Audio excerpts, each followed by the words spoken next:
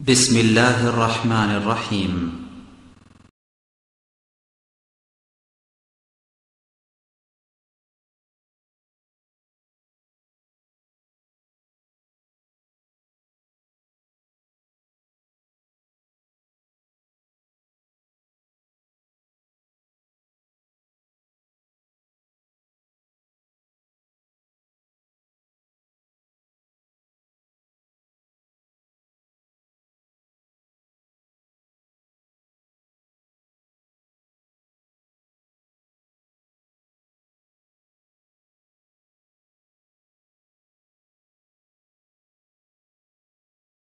إن الحمد لله نحمده ونستعينه ونستغفره ونؤمن به ونتوكل عليه ونعوذ بالله من شرور أنفسنا ومن سيئات أعمالنا من يهده الله فلا مضل له ومن يضلل فلا هادي له وأشهد أن لا إله إلا الله وحده لا شريك له وأشهد أن محمدا عبده ورسوله أما بعد فإن خير الحديث كتاب الله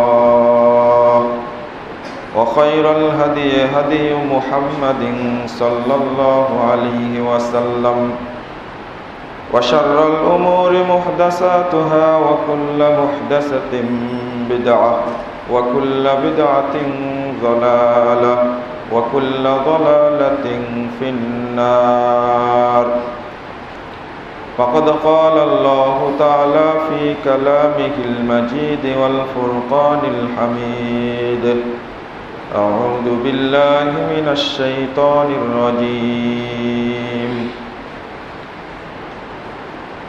وما كان لمؤمن ولا مؤمنة إذا قضى الله ورسوله أمرا أن يكون لهم الخيرة من أمرهم ومن يعص الله ورسوله فقد ضل ضلالا مبينا. وقال تعالى في موضع آخر: قل الحق من ربكم فمن شاء فليؤمن ومن شاء فليكفر إنا أعتدنا للظالمين نارا. عن ثوبان رضي الله عنه قال: قال رسول الله صلى الله عليه وسلم: لا تزال طائفة من أمتي ظاهرين على الحق لا يضرهم من خذلهم حتى يأتي أمر الله وهم كذلك. رواه مسلم. عن أبي هريرة رضي الله عنه قال: قال رسول الله صلى الله عليه وسلم: بدأ الإسلام غريبا وسيعود كما بدأ فطوبى للغرباء. رواه مسلم. وفي رواية لأحمد بإسناد صحيح: وهم الذين يصلحون ما أفسد الناس من بعد من سنتي. যাবতীয় হামদ সানা মহান রব্বুল আলামিনের জন্য এবং যাবতীয় দরুদ ও তাসলিম বর্ষিত হোক শেষ নবী আহমদ মুস্তাফা মুহাম্মদ মুস্তাফা সাল্লাল্লাহু আলাইহি ওয়াসাল্লামের প্রতি।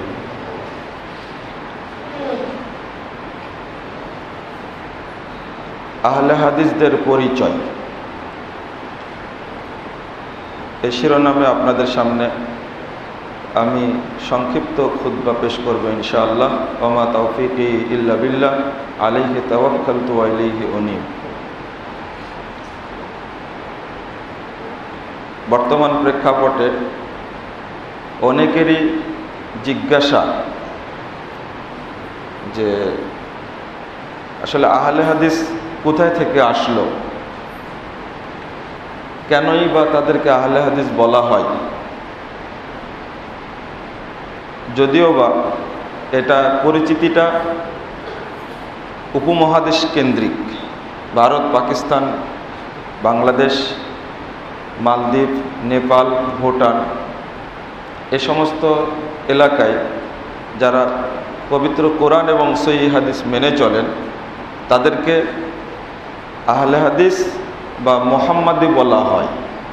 মোহাম্মদী নামটা পুরাতন, অনেক আগের। এখন প্রায় সব জায়গাতে আহলে হাদিস কথাটি পরিচিত। তো আমি আপনাদের সামনে এই বিষয়টি পরিষ্কার করার চেষ্টা করব ইনশাআল্লাহ।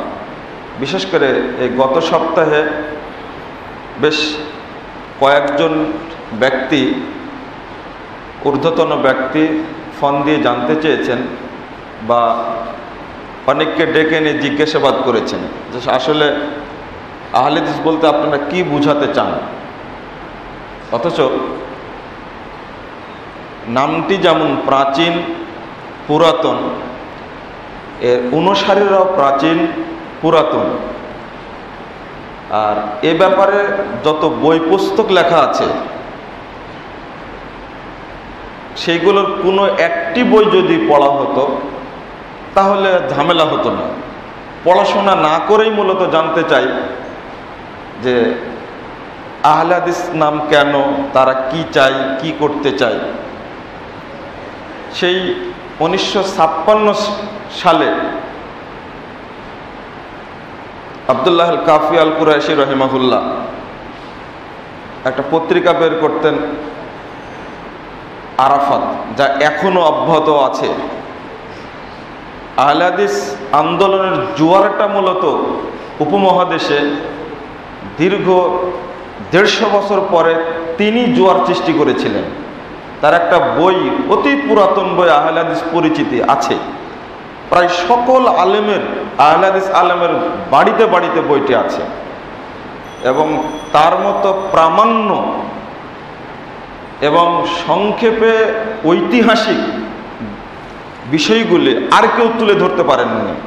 বইটা খুব সংক্ষিপ্ত, কিন্তু পুরো বইয়ে তথ্যতে ভর্তি একেবারে। ওটা পড়লেও জানা যায় 1996 সালে প্রকাশ পেয়েছে একটা বই, আহলে হাদিস আন্দোলন, উৎপত্তি ও ক্রমীয় বিকাশ, দক্ষিণ এশিয়ার প্রেক্ষিত সহ। এটা গালেব স্যারের বই, 572 পৃষ্ঠা সম্ভবত বই। এটা পিএইচডি থিসিস, যে কোনো লোক পড়লেই বুঝতে পারে, সেখানে সবই আছে, উল্লেখ করা আছে। তো ওটা না পড়ে প্রশ্ন করে, আর মাঝে মাঝে এইগুলোর পরিচিতির বিষয়ে কথা বলা উচিত, এটা অনেক সময় বলা হয় না। আমরা যে কাজটা করেছি একেবারে রাসূলুল্লাহ সাল্লাল্লাহু আলাইহি সাল্লামের যুগ থেকে শুরু করে নিয়ে এই 1999 সাল পর্যন্ত সাল উল্লেখ করে সিরিয়াল আমি একটা ইতিহাস উল্লেখ করেছি, ভ্রান্তির বেড়াজালে একামতে দিন। এই বইয়ের শেষ চ্যাপ্টার একটা অধ্যায় আছে, আহলে হাদিস আন্দোলন সাহাবা কেরামের যুগ থেকে চলে আসা প্রাচীন আন্দোলন, এটা অধ্যায়। এই অধ্যায়টি পড়েই জেলখানায় বন্দী একজন প্রখ্যাত আলেম দ্বীন তিনি একটা উক্তি করছিলেন আমার কাছে যে তোমার বইয়ের শেষ অধ্যায়টি পড়ে আমি আশ্চর্য হলাম যে পৃথিবীর সকল হকপন্থী বিদ্বান ছিলেন আহলে হাদিস।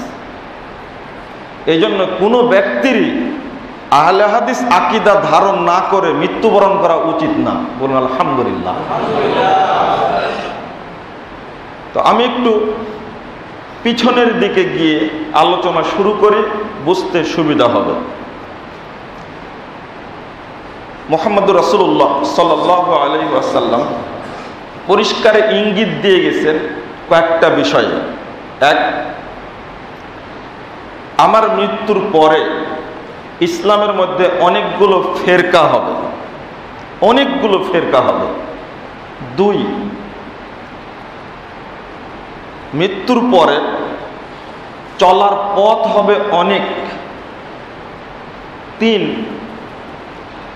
আলেমরা, ভ্রান্ত আলেমের সংখ্যা হবে অনেক বেশি।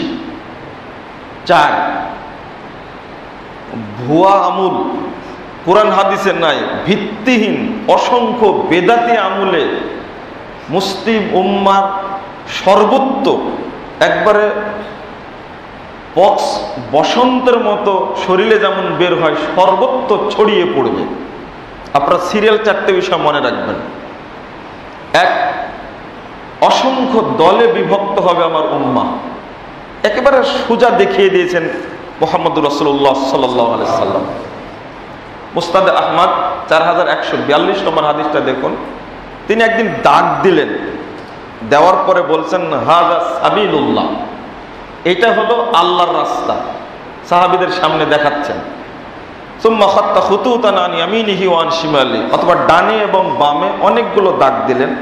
দেওয়ার পরে বলছেন ওয়াহাদিহি সুবুলুন আলা কুল্লি সাবিল শাইতান ইয়াদউ ইলাইহি, দেখো এগুলো এক একটা রাস্তা, তবে প্রত্যেক রাস্তায় শয়তান বসে আছে, সে তার দিকে ডাকছে। এটা মনে রাখবেন, এই শয়তানটা হলো মানুষ শয়তান। শয়তান তো দুই ধরনের, জানেন না? মিনাল জিন্নাতি ওয়ান নাস, আল্লাযী ইউওয়াসবিসু ফি সুদুরিন নাস, মিনাল জিন্নাতি ওয়ান নাস। ওয়াসওয়াসা দেয় দুই শ্রেণীর শয়তান, একটা মানুষ শয়তান, একটা হলো জিন শয়তান। এটা হলো মানুষ শয়তান। হাদিসের অনুবাদ করতে গেলে পরবর্তী সহিহ বুখারীর মধ্যে আসছে যে এই মানুষ শয়তান বলতে আলেম শয়তান। ওটা এখনই বলিনি, আপনারা হয়তো ভুল বুঝতে পারেন। আবার সহিহ বুখারীর 2য় খণ্ডের 1049 পৃষ্ঠা খুলুন, মূল বুখারী। ওখানে রাসূল সাল্লাল্লাহু আলাইহি ওয়াসাল্লাম বলছেন, সাহাবী হুযায়ফা রাদিয়াল্লাহু আনহু বলছেন যে আল্লাহ রাসূল যখন বললেন দুআতুন আলা আবওয়াবে জাহান্নাম মান আজাবাহুম ইলাইহা কাযাফুহু ফিহা, অসংখ্য দায়ী আলেম, অসংখ্য দায়ী আলেম, ওরা নিজেরাই জাহান্নামের দরজায় দাঁড়িয়ে বলবে এইদিকে আসো, এইদিকে আসো, আসলেই জান্নাত পাবা, আসলেই জান্নাত পাবা। মান আজাবাহুম ইলাইহা, যেই তাদের ডাকে সাড়া দিবে কাযাফুহু ফিহা, তারা ধরে জাহান্নামের মধ্যে আছাড় মারবে। আছাড় মারা বোঝেন? জাহান্নামের মধ্যে নিক্ষেপ করবে। তো হুযায়ফা বলছেন সিফহুম লানা ইয়া রাসূলুল্লাহ, সর্বনাশ, তাদের পরিচয় বলুন আমাদের কাছে। তখন রাসূল সাল্লাল্লাহু আলাইহি ওয়াসাল্লাম বললেন যে ওহুম মিন জিলদাতিনা ওয়া ইয়াতাকাল্লামুনা বিআলসিনাতিনা, পরিচয় আর কি, আমাদের মতনই চামড়ার মানুষ হবে, তারা আমাদের মতোই কথা বলবে। তবে সহিহ মুসলিমের 2য় খণ্ডের 77 পৃষ্ঠায় আসছে একটা কথা যে কুলুবুহুম কুলুবুশ শায়াতিন ফি জুসমানি ইনস, তবে এই সমস্ত দায়ী আলেমদের দেহটা হবে মানুষের মতো, কিন্তু ভিতরে অন্তরটা হবে শয়তানের। এটা হাদিস বললাম, আপনারা উল্টা বুঝবেন না যে আলেমদেরকে শয়তান বলল না, রাসূল বলেছেন, আমি অনুবাদক মাত্র। তো যখন ডাক টানার পরে বললেন যে এইগুলোতে রাস্তায় শয়তান বসে সে তার দিকে ডাকছে, তখন রাসূলুল্লাহ সাল্লাল্লাহু আলাইহি সাল্লাম তার ডান হাতটা সোজা ডাকটার উপরে রাখলেন। এবার দলিল পেশ করছেন মুহাম্মদ সাল্লাল্লাহু আলাইহি সাল্লাম। সূরা আনআম 153 নম্বর আয়াতটি পড়ে বলছেন ওয়া আন্না হাযা সিরাতি মুস্তাকিমা, নিশ্চয় এই সোজা রাস্তাটি আমার রাস্তা, এই সোজা রাস্তাটি আমার, সিরাতি এটা আমার রাস্তা, ফাত্তাবিউহু তোমরা এই রাস্তার অনুসরণ করবে। আল আমরু লিল উজুব লিল মুস্তাকবাল, এটা যারা আরবি জানে তারা সবাই জানে নির্দেশবাচক শব্দটা আসে ভবিষ্যতের জন্য। তোমরা এই রাস্তারই অনুসরণ করবে।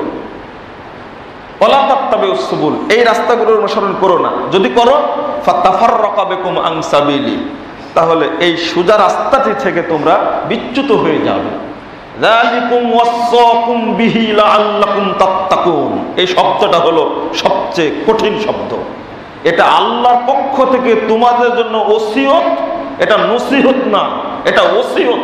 লাআল্লাকুম তাত্তাকুন, তোমরা কোন পথ অবলম্বন করবে সে ব্যাপারে যেন সতর্কতা অবলম্বন করো। আমি তো আপনি যে ইচ্ছা যেটা ইচ্ছা সেটাই করছি, কে কে তরিকা মানছে তার হিসাবই নাই। ওটা দেখতে হবে মুহাম্মদুর রাসূলুল্লাহ সাল্লাল্লাহু আলাইহি সাল্লাম এবং সাহাবা কেরামের পথ এবং পদ্ধতির সাথে, আদর্শের সাথে মিল আছে কি না।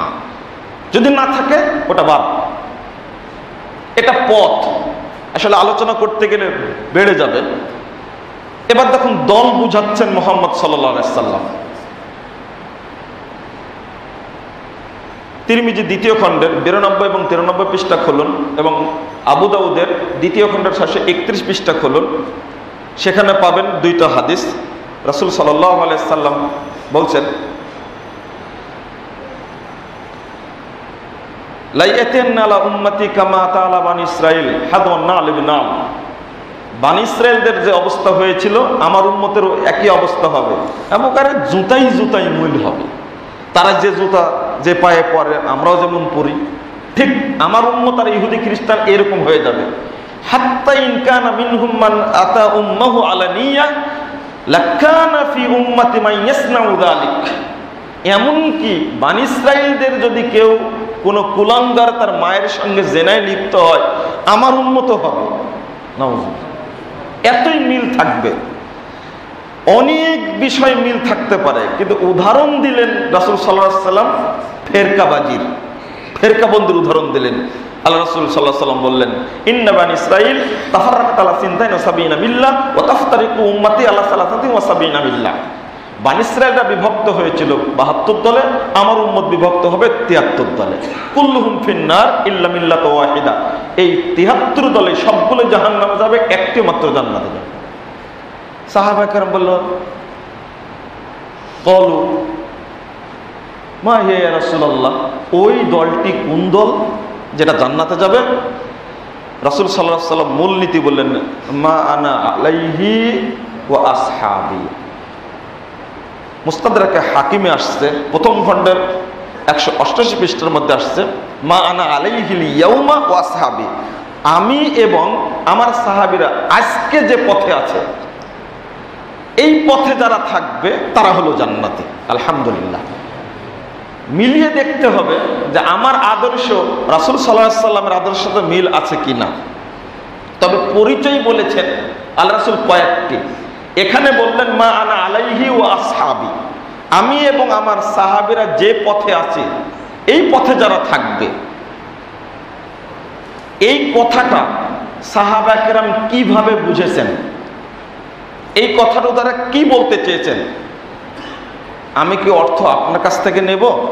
না, আমি আগে নেব এই হাদিসটা রাসূল সাল্লাল্লাহু আলাইহি সাল্লাম কিভাবে বুঝেছেন, তারপরে দেখব সাহাবায়ে কেরাম কিভাবে আমল করেছেন, তারপরে বুঝবো তাবেঈরা কিভাবে আমল করেছেন, তারপরে বুঝবো না পালে তাবেঈগণ কিভাবে বুঝেছেন, তারপরেও যদি না বুঝি দেখবো যে মুহাদ্দিস উলামায়ে কেরাম কি বুঝেছেন। এখানে শরীয়তের ভিক্ষা করার দরকার নাই আমার। আমি কুরআন এবং সুন্নাহর মূল অর্থটা নেব কোথায় থেকে? পূর্ব যুগ থেকে নিব, নতুন ব্যাখ্যা আমি নেব না। কারণ আল্লাহ রাব্বুল আলামিন বলছেন, ওয়ামাই ইউশাকিকির রাসূল মিন বাদি মা তাবায়্যানা লাহুল হুদা ওয়া ইয়াত্তাবি গায়রা সাবিলিল মুমিনিন। সূরা নিসা 115 নম্বর আয়াত। সাউন্ডটা কম করে দেন, কানে লাগছে। আল্লাহ বলছেন, যে ব্যক্তি মুহাম্মদ সাল্লাল্লাহু আলাইহি সাল্লামের বিরুদ্ধাচরণ করবে, আরেকটা শর্ত, ওয়ায়াত্তাবি গায়রা সাবিলিল মুমিনিন, এবং সাহাবা কেরাম যে রাস্তায় চলেছেন তার উল্টা চলবে। তাহলে দুইটা শর্ত। নুআল্লিহি মা তাওয়াল্লা, ও যেদিকে চলতে চাই আমি চলার তৌফিক দেব। অনুসলিহি জাহান্নাম, অতঃপর আমি তাকে জাহান্নামে নিক্ষেপ করব। ওয়াসাআত মাসিরা, জাহান্নামে নিক্ষিপ্ত হওয়া কতই না দুঃখজনক, খারাপ। তো দুইটা শর্ত করলে, একটা মুহাম্মদুর রাসূলুল্লাহ সাল্লাল্লাহু আলাইহি ওয়াসাল্লামের অনুসরণ, আরেকটা হলো সাহাবায়ে কেরাম রাসূলের আদতে কি করেছেন ওই রুটে চলতে হবে। আপনি নতুন করে কোনো রুট তৈরি করতে পারবেন না, অনুমতি নেই। কোরআন এবং সুন্নাহ অনুমতি দেয়নি। তো সাহাবা কেরাম কি বুঝলেন? মা আনা আলাইহি ওয়া আসহাবি, আমি এবং আমার সাহাবীরা যে পথে আছে ওই পথে যারা থাকবে তারাই হলো জান্নাতি। এই হাদিসে বললেন এটা। আপনি দেখুন এই হাদিসটা এবং আরেকটা হাদিস আমি সহিহ মুসলিম থেকে বলেছি, সহিহ মুসলিমের 2য় খণ্ডের 143 পৃষ্ঠা খুলুন। লা তাযালু তাইফাতুম মিন উম্মতি যাহিরিন আলাল হক, আমার উম্মতের মধ্যে একটি কাফেলা সর্বদা হকের উপরে বিজয়ী থাকবে। লা ইয়াদুররুহুম মান খাযালাহুম, তাদের যারা বিরোধিতা করবে, বিরোধীরা তাদের কোনো ক্ষতি করতে পারবে না। হাত্তা ইয়াতিয়া আমরুল্লাহ ওয়া হুম কাযালিক, ইতিমধ্যে কিয়ামত চলে আসবে, কিন্তু ওই হকপন্থী কাফেলাটা ওইভাবেই থাকবে। বলুন আলহামদুলিল্লাহ। এই হাদিসটা আপনার আমার ভিতরে এক অসম শক্তি যোগায়। আমি পবিত্র কোরআন এবং সহিহ হাদিস থেকে আলো নিয়ে অনুসরণ করি, কিয়ামত পর্যন্ত আমার উত্তর শরীরটিকে থাকবেই, এতে কোনো সন্দেহ নাই। কারণ রাসূল বলেছেন এদেরকে নির্মূল করা যাবে না। লা তাযালু তাইফাতুম মিন উম্মতি যাহিরিন আলাল হক, হকের উপরেই টিকে থাকবে। হাত্তা ইয়াতি আমরুল্লাহ, কিয়ামত পর্যন্ত ওহুম কাযালিক, তারা হকের উপরেই থাকবে। জেল দিবেন, ফাঁসি দিবেন, দেশ থেকে বহিষ্কার করবেন, কোনো সমস্যা নাই, তবে দেখবেন হকপন্থী থাকবেই, অবশ্যই থাকবে, ইনশাআল্লাহ থাকবে, এতে কোনো সন্দেহ নেই। তবে শর্ত হলো কোরআন এবং সহিহ হাদিসের উপরে টিকে থাকতে হবে। 1 নম্বর শর্ত এটা। নাম কি আপনার সেটা দেখার বিষয় না, তবে আপনি আমল করুন পবিত্র কোরআন এবং সহিহ হাদিস। অপর দিকে, উল্টা দিকে, যেটা পৃথিবীতে যত বাতিল ফেরকার জন্ম হয়েছে, উল্টা দিকে পৃথিবীতে যত বাতিল ফেরকার জন্ম হয়েছে, সমস্ত বাতিল ফেরকা কোনো না কোনো এক সময় এসে ধ্বংস হয়ে গেছে। কিন্তু দেখেন আপনি, রাসূল সাল্লাল্লাহু আলাইহি ওয়াসাল্লামের যুগ থেকে নিয়ে আজ পর্যন্ত গোটা পৃথিবীতে এক শ্রেণীর মানুষ রয়েছে কেবল রাসূলের আদর্শ বক্ষে ধারণ করেই জীবন পরিচালনা করছে। হিসাব করে দেখেন। আর যারা ভয়ফুট বিভিন্ন দল উপদলে ফেরকাবাজি করেছে, কোথাও না কোথাও সে ধ্বংস হয়ে গেছে, বা থাকলেও মুখ খুলতে পারে না, পরিচয় দিতে পারে না। কিন্তু সৌদি আরবে দেখেন, তারা হলো সালাফি। সালাফি যা আহলে হাদিস তাই একই। কোথাও আছে আহলুস সুন্নাহ, কোথাও নাম আহলুস সুন্নাহ ওয়াল জামা, কোথাও মুহাম্মাদি, কোথাও রাফাদানি, কোথাও আহলে হাদিস। এইভাবে গোটা পৃথিবীতেই আছে আলহামদুলিল্লাহ। তারা কোরআন এবং সহিহ হাদিস মেনে চলছে। রাসূল সাল্লাল্লাহু আলাইহি ওয়াসাল্লাম এই জান্নাতি কাফেলার কয়েকটা পরিচয় ব্যক্ত করেছেন। 1 নম্বর বললেন মা আনা আলাইহি ওয়া আসহাবি। আরেকটা বললেন আত-তাইফাতুজ যাহিরা, বিজয়ী কাফেলা। আরেকটা হাদিস আসছে এই আত-তাইফাতুজ যাহিরা আর মা আনা আলাইহি ওয়া আসহাবি, এই হাদিস দুইটির অর্থ করেছেন সাহাবা কেরাম, তাবিঈগণ এবং মুহাদ্দিসগণ। কয়েকটা অর্থ করেছেন। 1 নম্বর অর্থ করেছেন তারা হলো সালাফি। 2 অর্থ করেছেন আহলুস সুন্নাহ। 3 আহলুস সুন্নাহ ওয়াল জামাআহ। অর্থ করেছেন আসহাবুল হাদিস, অর্থ করেছেন আহলুল হাদিস। এইভাবে পরম্পরায় চলে আসছে।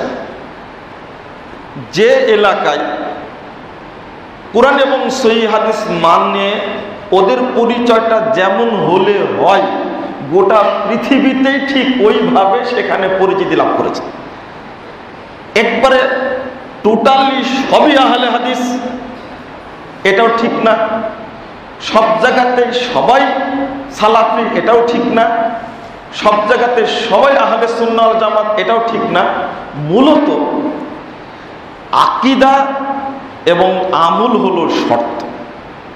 আকীদা এবং আমল হলো শর্ত, নামটা বড় বিষয় না। যেমন আরেকটা হাদিসে বলছেন ওয়াহিয়াল জামাআহ, সেটা একটা ঐক্যবদ্ধ দল বা কাফেলা। আবু দাউদের 631 পৃষ্ঠা খুলুন। 4 আরেকটা হাদিসে আসছে মুসনাদে আহমদ 16736 নম্বর হাদিসটা খুলুন। আল্লাহ রাসূল বলেছেন ওয়াহুমুল্লাযীনা ইউসলিহুন মা আফসাদান নাসু মিন বাদি মিন সুন্নতি, তারা হলো মুসলিহ, আমার মৃত্যুর পরে যখন সুন্নাতকে নষ্ট করে দিবে তখন এই অল্প সংখ্যক মানুষকে বুঝাবে এইটা হক, এটা বাতিল, এটা তাওহীদ, এটা শিরক, এটা সহিহ, এটা জয়ীফ, এটা সুন্নাত, এটা বেদাত। ইসলিহুন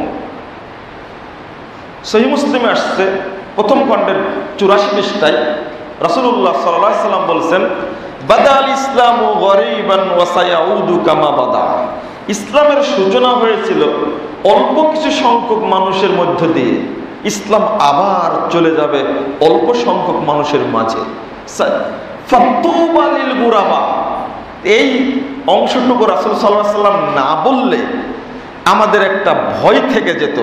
আল্লাহ রাসূল পরে বললেন ফাতুবা লিল গুরাবা, মনে রেখো এই অল্প সংখ্যক মানুষের জন্যই জান্নাতে প্রতিষ্ঠিত তুবা গাছের সুসংবাদ রয়েছে। সংখ্যাই কম হবে কিন্তু ধরে থাকবে। আজকে আপনারা একটা দোকানদার পান বিক্রি করে, একটা রিকশাওয়ালা, সেও জানে বাংলাদেশে কারা বলে যে এটা শিরক, এটা করা যাবে না, এটা বেদাত, এটা করা যাবে না, এটা কারা বলে। পরিচয়ের দরকার নাই, এক শ্রেণীর মানুষ তো বলে, কারো সাহস আছে। বাংলাদেশে তো বহু ইসলামের নামে দল আছে, দেখি মুক্তাঙ্গনে পল্টনে দাঁড়িয়ে বলুক যে গলা ছেড়ে বলুক মাজার পূজা শিরক, এতে কোনো সন্দেহ নাই। কার বুকে বল আছে দেখি, এটা আহলে হাদিসরাই বলে। মিলাদ কিয়াম বেদাত, এটা চলবে না, কারো সাহস আছে বলার? এটা আল্লাহ কোরআন এবং সহিহ হাদিস মানার পক্ষে যেমন অনুপ্রেরণা আহলে হাদিসদের মধ্যে দিয়েছেন, সালাফিদের মধ্যে দিয়েছেন, ঠিক অনুরূপ শিরক এবং বেদাতের বিরুদ্ধে অত্যন্ত কঠোর ভাষায় বলার সাহসও তাদেরকে দিয়েছে। আলহামদুলিল্লাহ, বলে আসছে আগে থেকে, এখনো বলছে, কিয়ামত পর্যন্ত চালু থাকবে ইনশাআল্লাহ। এটা বাস্তব, এটা বলবেই। এবার শোনো, প্রথম বলি সহিহ বুখারীর 1078 পৃষ্ঠায় একটা হাদিস পাবেন। এই হাদিসটি লা তাযালু তায়ফাতুম মিন উম্মতি, একটা দল, একটা কাফেলা হকের উপরে বিজয়ী থাকবে। এটা ইমাম বুখারী রাহিমাহুল্লাহ তার একটা গ্রন্থ খালিকুল আফআল, এই গ্রন্থের 3 নম্বর পৃষ্ঠায় বলছেন এই হাদিসের আলোকে, ইয়ানি আসহাবাল হাদিস, অর্থাৎ এই দলটির নাম হবে আসহাবুল হাদিস। সহিহ বুখারীর মধ্যে এসে তিনি বলছেন ওহুম আহলুল ইলম, এরাই হলো ইলমের অনুসারী। আমি এই হাদিসের অর্থ করছি মুহাদ্দিসগণের বক্তব্য অনুযায়ী, এটা আমার বক্তব্য নয়। এক, চলুন আহলে সুন্নাহ নামটা কোথা থেকে আসলো? প্রখ্যাত তাবেঈ বিদ্বান, 33 হিজরিতে জন্ম, 110 হিজরিতে মৃত্যু, 33 হিজরিতে জন্ম, 110 হিজরিতে মৃত্যু, মুহাম্মদ বিন সিরিন। সহিহ মুসলিম প্রথম খণ্ডের 11 পৃষ্ঠায় খুলুন, 8 পৃষ্ঠায় খুলুন। তিনি বলছেন লাম ইয়াকুনু ইয়াসআলুনা আনিল ইসনাদ, আগে সনদ সম্পর্কে মানুষকে জিজ্ঞেস করা হতো না। ফালাম্মা ওয়াকাতিল ফিতনা, যখন ফিতনার যুগ চলে আসলো, ক্বালু সাম্মু লানা রিজালাকুম, তোমরা যে হাদিস বর্ণনা করছো, ফতোয়া দিচ্ছ, নাম বলো, কার কাছ থেকে বলছো? ফাইন কানা মিন আহলিস সুন্নাহ, যদি ওই ব্যক্তি আহলে সুন্নাতের অন্তর্ভুক্ত হতেন, ফায়ুখাযু হাদিসুহুম, তখন তাদের হাদিস গ্রহণ করা হতো। দেখুন 33 হিজরিতে জন্ম, 110 হিজরিতে মৃত্যু, এটা তার বক্তব্য আহলুস সুন্নাহ কথাটা আসলো। ওয়াইন কানু মিন আহলিল বিদআহ, আর যদি বেদাতীদের অন্তর্ভুক্ত হতো ফালা ইউখাযু হাদিসুহুম, তাহলে তাদের হাদিস গ্রহণ করা হতো না। তাহলে আপনি এবং আমি কিভাবে বিশ্লেষণ করব, কিভাবে চিন্তা করব? সেই সময়ে আহলে সুন্নাহ শব্দটির জন্ম। এবার আহলুল হাদিস শব্দটার জন্ম দেখুন তাবেঈ বিদ্বান ইমাম শাফি, তিনি মারা গেছেন 104 হিজরিতে। তিনি বলতেন লাউ ইস্তাকবালতু মাস্তাকবারতু, পরে যেটা জানলাম এটা যদি আগে জানতে পারতাম, মা হাত্তাস্তু ইল্লা মা আজমা আলাইহি আহলুল হাদিস, তাহলে কোনো হাদিস বর্ণনা করতাম না, কোনো কথা বদ্ধ করতাম না আহলে হাদিসগণ যে বিষয়ে একমত হয়েছেন সেটা ছাড়া। তাবেঈ বিদ্বান ইবনুল মুবারক রাহিমাহুল্লাহ বলছেন 118তে জন্ম, 181তে মৃত্যু। তিনি বলছেন আসবাতুন নাস আহলুল হাদিস, মানুষের মধ্যে সবচেয়ে নির্ভরযোগ্য যারা তারা হলো আহলে হাদিস। এরপরে ইমাম বুখারীর উস্তাদ, এই কথাগুলো সব একটা বইয়ের মধ্যে পাওয়া যাবে, শারফু আসহাবিল হাদিস, আবু বকর খতিব আল বাগদাদি। আমি যে রেফারেন্সগুলো বললাম 28 পৃষ্ঠা, 25 পৃষ্ঠা, 29 পৃষ্ঠার মধ্যে এই আলোচনাগুলো পাওয়া যাবে। এরপরে আপনি আসুন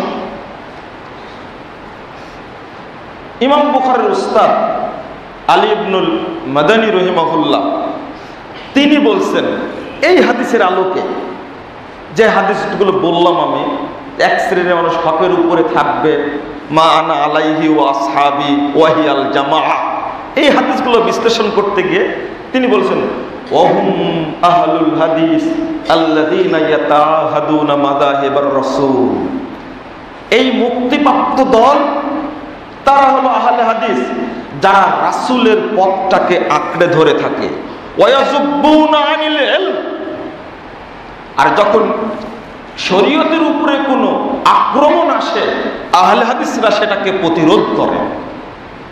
এর পরের বক্তব্য ওয়ালাল্লাহুম, যদি পৃথিবীতে আহলে হাদিসরা না থাকতেন লাম নাজিদ ইনদাল মুতাজিলা ওয়ার রাফিজা ওয়াল জাহমিয়া ওয়া আহলিল ইরজাই ওয়ার রাই শাইয়্যাম মিনাস সুনান।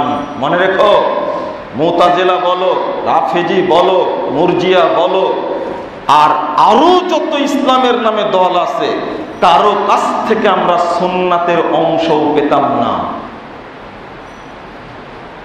যদি এই বক্তব্যটা বাস্তবতার সাথে মিলিয়ে দিই, এই বক্তব্যটা যদি বাস্তবতার সাথে মিলিয়ে দিই, সহিহ বুখারীর অনুবাদ করতে গিয়ে ইসলামিক ফাউন্ডেশন খিয়ানত করেছে।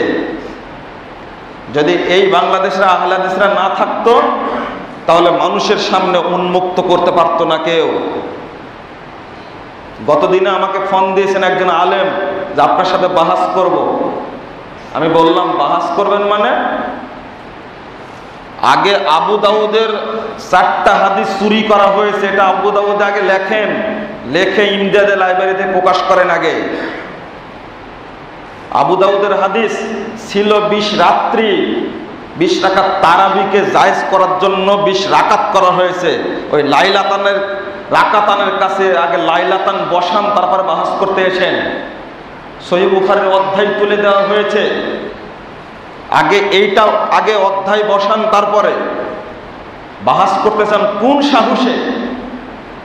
যারা রাসূলের কথাকে কাটছাট করে, রাসূলের বাণীকে কাটছাট করে, তাদের সাথে কোনো আপোষ নেই। আগে ওটা ঠিক করা লাগবে। আধুনিক প্রকাশনী সহিহ বুখারী ছাপাতে গিয়ে রফুল আইদিনের 5টা হাদিসকে জবাই করেছে। 5টা হাদিসকে জবাই করেছে, আমিন বলার হাদিসকে জবাই করেছে আধুনিক প্রকাশনে। রাসূলের হাদিসের উপরে ছুরি চালাবে আর আহলে হাদিস ব্যক্তি কথা বলতে গিয়ে চুক্তি করে থাকবে, এটা কোশ্চেন কালেও সম্ভব নয়। এমনিতেই বলেছেন। কোথায় আলী ইবনুল মাদানী, ইমাম বুখারীর টিচার? এবার ইমাম আবু দাউদের বক্তব্য শুনুন। 202 হিজরিতে জন্ম, 275 মৃত্যু ইমাম আবু দাউদ রাহিমাহুল্লাহ। তিনি বলেছেন, লাউলা হাযিহিল ইসাবা লাম দারাসাল ইসলাম ইয়ানি আসহাবুল হাদিস। যদি এই পৃথিবীর বুকে আহলে হাদিসগণ না থাকতেন তাহলে দুনিয়া থেকে ইসলাম মিটে যেত। বাস্তবতা দেখেন, কে বলে দিবে যে এই হাদিসটা জাল করা হয়েছে, এই হাদিসটা মিথ্যা ছাপানো হয়েছে? অবশেষে একটা বই বের করতে বাধ্য হলাম, হাদিস জালিয়াতির স্বরূপ। হাদিস জালিয়াতির স্বরূপ চটি একটা বই, আপনারা পড়ে দেখবেন এই উপমহাদেশে কি সর্বনাশটা করা হয়েছে। শুধু তাই নয়, চলুন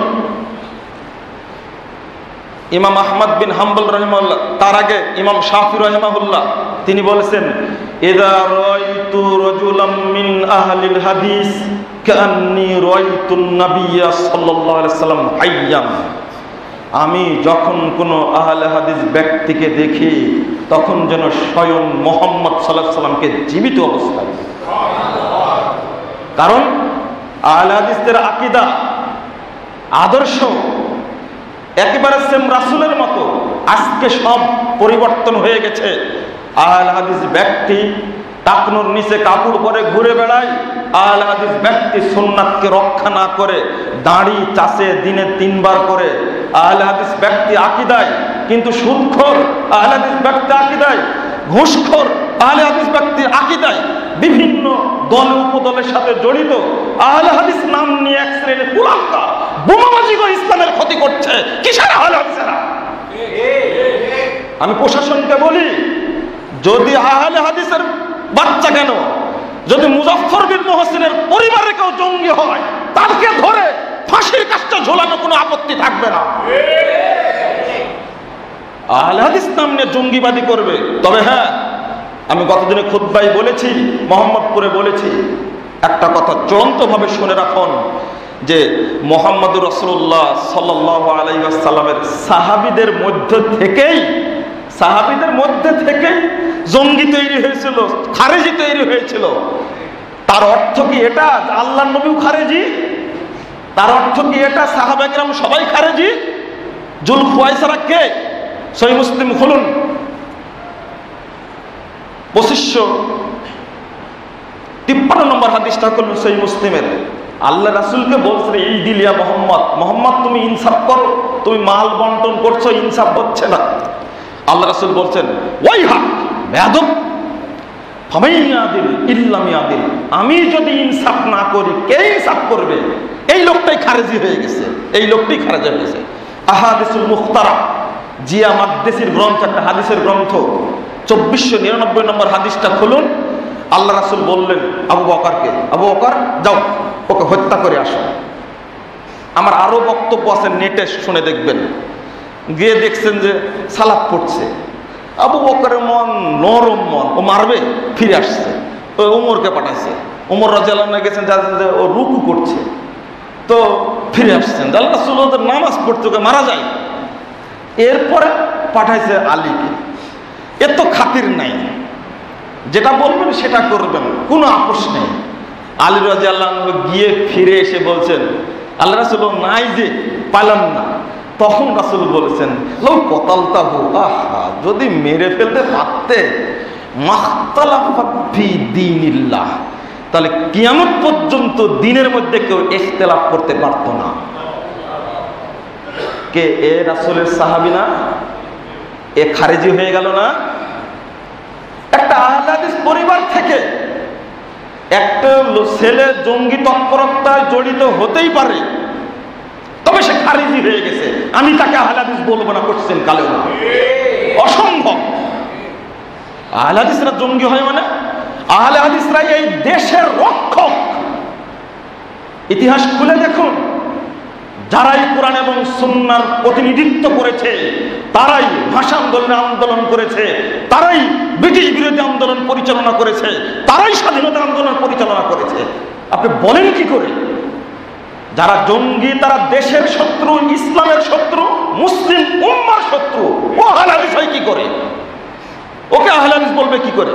তবে প্রশাসনকে বলতে চাই, আমি আহলে হাদিস বলবো না তাকে, তবে কি আপনি বলতে পারবেন যে ও বাংলাদেশি না?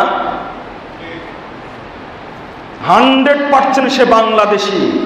তবে আমি বলবো, যেহেতু আকীদার কারণে মানুষ মুসলিম বলে পরিচিত, আকীদার কারণে ও আকীদা চেঞ্জ আর আহলে হাদিস নাই, কিন্তু আপনি কি বলতে পারেন ও বাংলাদেশি না? ও 100% বাংলাদেশি। যেই হোক জঙ্গি, তাকেই আপনারা নিয়ন্ত্রণ করুন, তাকেই শাস্তি করুন, কোনো আপত্তি নেই। ও 100% বাংলাদেশি। তাহলে কি আপনি কি বলবেন যে বাংলাদেশের সব মানুষই জঙ্গি? বুঝাতে পারলাম না মনে হয়। এটা তো বলা যাবে না, এটা কোনো সন্দেহ নেই সে বাংলাদেশি। তাই বলে কি বলবেন আপনি বাংলাদেশের সব মানুষ জঙ্গি? তা তো বলা যাবে না। তখন প্রশাসনের লোক বলছে না, আপনার যুক্তি ঠিক আছে, আপনার যুক্তি ঠিক আছে। আমি এই জায়গায় এসে বলতে চাচ্ছিলাম যে ইসলাম আমাদের কাছে এসেছে, তবে ইতিমধ্যে অনেক দলে উপদলে বিভক্ত হয়ে গেছে। আমি বলছিলাম আলী ইবনুল মাদানির বক্তব্যটা, ইমাম আবু দাউদ রাহিমাহুল্লাহর বক্তব্যটা বলতে গিয়ে এই জায়গায় আসছে। ইমাম শাফি রাহিমাহুল্লাহর বক্তব্যটা বলছিলাম, মানে দেখলেই চেনা যাবে যে রাসূলের সুন্নাতকে মানে, রাসূলের সুন্নাতকে হেফাজত করে। কিন্তু আজকে আহলে হাদিসরা হয়ে গেছে কত প্রকারের। এই কথা বলতে গেলে বেশ কিছু কথা বলে ফেললাম, আমাকে আপনারা মাফ করবেন। তবে আপনাদেরকে উদ্বুদ্ধ করতে চাই, আপনারা সালাতে যেমন সুন্দর বুকে হাত বাঁধে রফল আদান করেন, ঠিক ব্যবসায়ী জীবনে গিয়ে, সামাজিক জীবনে গিয়ে, রাজনৈতিক জীবনে গিয়ে, রাষ্ট্রীয় জীবনে গিয়ে সেম মুহাম্মদুর রাসূলুল্লাহ সাল্লাল্লাহু আলাইহি সাল্লাম যা করেছেন তাই করুন না একটু। এই জন্যই কথাগুলো বললাম। এরপরে আপনি একটু চলে আসুন, আর একটু পিছনে চলে আসুন। ইমাম ইবনু হাজাম আন্দালুসি 456 হিজরিতে মারা গেছেন। তারপরে ইমাম আব্দুল করিম শাহরাস্তানি, তিনি মারা গেছেন 548 হিজরিতে। ইমাম ইবনু তাইমিয়া রাহিমাহুল্লাহ, আবু বকর খতিব বাগদাদি, দেখুন তার কথাটা আপনাদের কাছে বলতেই হচ্ছে। ইমাম বাগদাদি রাহিমাহুল্লাহ বলছেন শারহ আসহাবুল হাদিস গ্রন্থের মধ্যে 28 পৃষ্ঠার মধ্যে আসছে যে ফাকাদ জালাল্লাহু তাআলা আহলাহু আরকানাশ শরিয়া, আল্লাহ রাব্বুল আলামিন এই পৃথিবীতে আহলে হাদিসদেরকে শরীয়তের স্তম্ভ তৈরি করেছেন। ওয়া হাদামা বিহিম বিকুল্লা বিদআতিন শানিয়া, তাদের মাধ্যমে যাবতীয় জঘন্য বেদাতকে ধ্বংস করেন। ওয়াহুমুল ওয়াসিতাতু বাইনান নবী সাল্লাল্লাহু আলাইহি ওয়াসাল্লাম ওয়া উম্মতিহি, আহলে হাদিসগণ হলেন নবী এবং উম্মতের মাঝে সমন্বয়কারী। আল্লাহর নবী কি আমল করেছেন, আহলে হাদিসরা বলে থাকে যে এই আমল করতে হবে, এইটা হাদিস ভিত্তিক, এইটা সহিহ হাদিস ভিত্তিক বলে থাকে। তারপরে বলেছেন ফাজাইলুহুম সাহিরা, সমস্ত উম্মতের মধ্যে তাদেরই অবস্থান উচ্চে।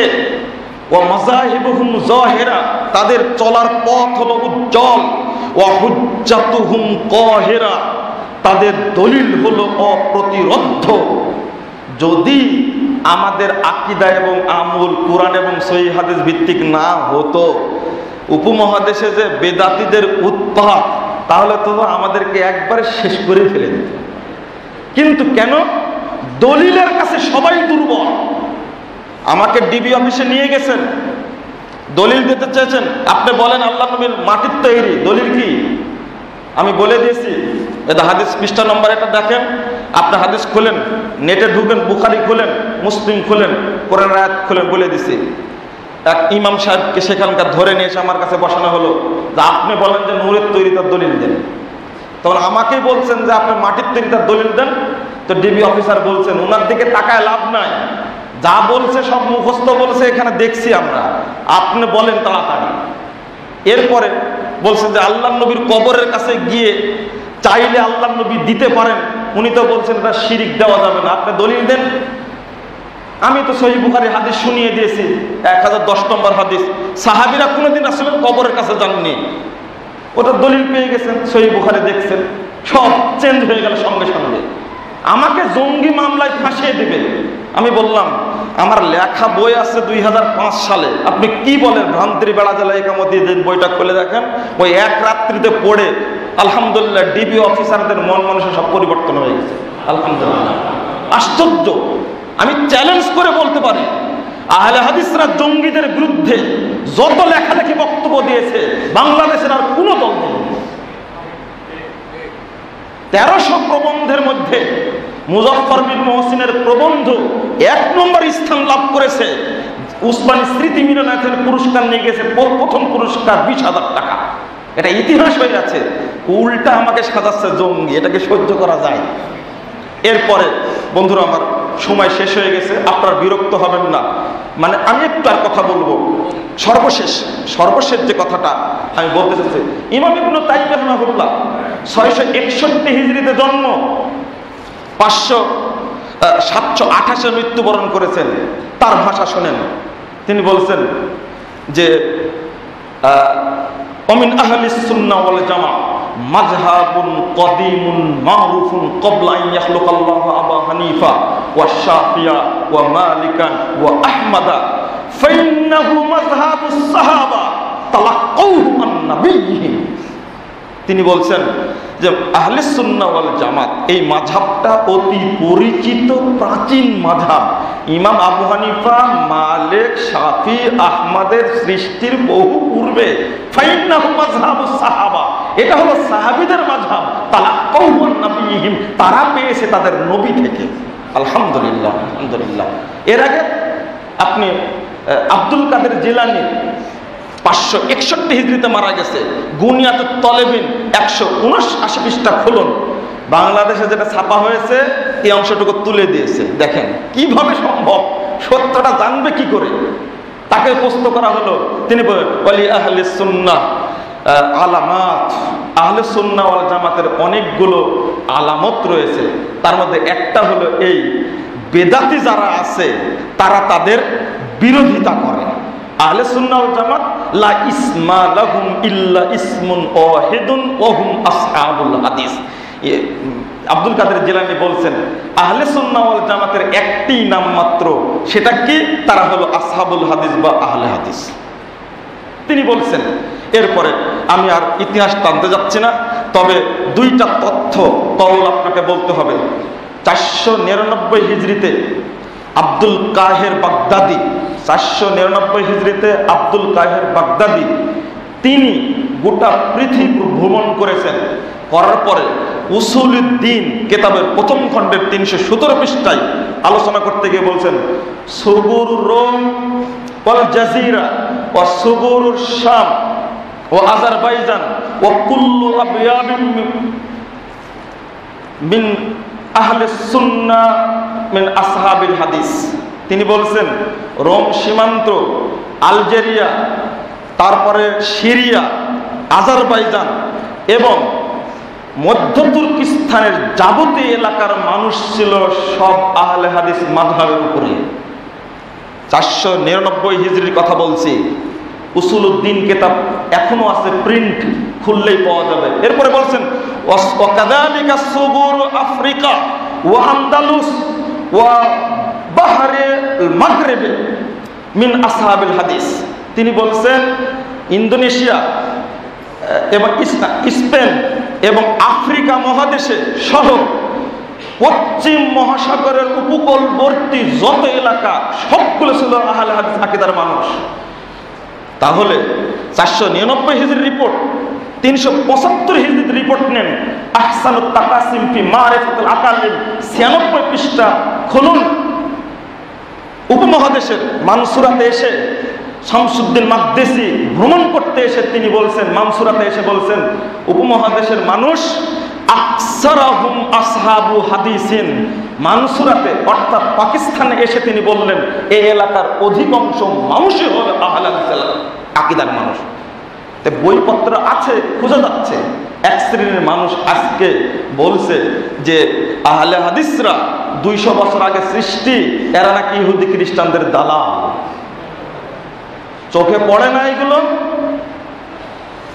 শাহুলিল্লাহ মুহাদ্দিস দেহলভী হুজ্জাতুল্লাহিল বালিগের মধ্যে 118 পৃষ্ঠা খুলুন।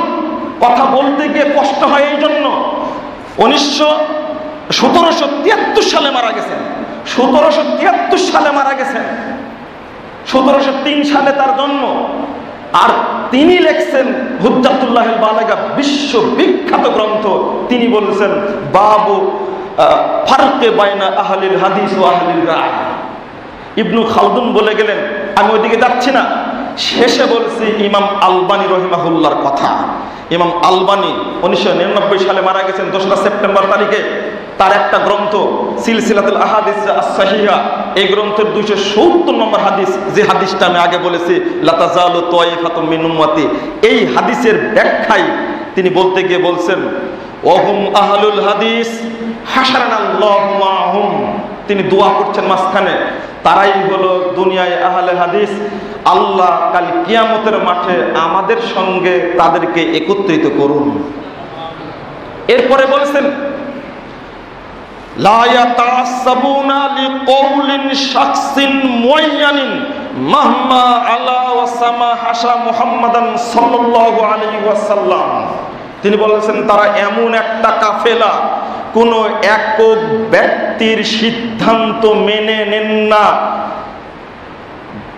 যতক্ষণ পর্যন্ত মুহাম্মদ সাল্লাল্লাহু আলাইহি ওয়াসাল্লামের সিদ্ধান্ত না পাবে। ওহুম ইয়াতাসাবুনা লিআকওয়ালি আইম্মাতিহিম, পৃথিবীর